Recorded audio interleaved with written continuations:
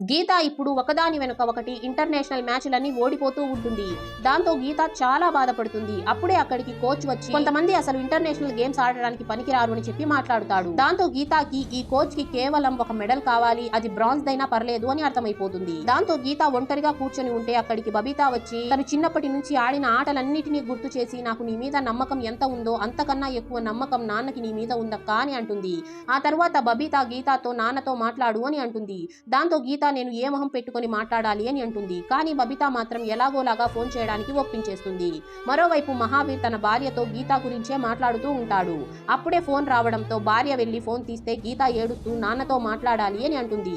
దాంతో మహావీర్ వెళ్లి గీతతో మాట్లాడగానే గీత సారీ చెప్పి చాలా ఏడుస్తుంది.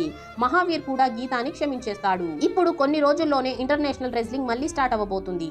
గీత ముందులాగే తన హెయిర్ ని చిన్నగా కట్ చేయించుకుంటుంది. కానీ ఇప్పటికీ కూడా ఆ కోచ్ సరిగ్గా ట్రైనింగ్ ఇవ్వకుండా కేవలం మెడల్ తెస్తే చాలు అన్నట్లు మాట్లాడుతూ ఉంటాడు. ఆ తర్వాత ఏమవుతుందో తెలుసుకోవడానికి పార్ట్ 13 అని కామెంట్ చేసేయండి.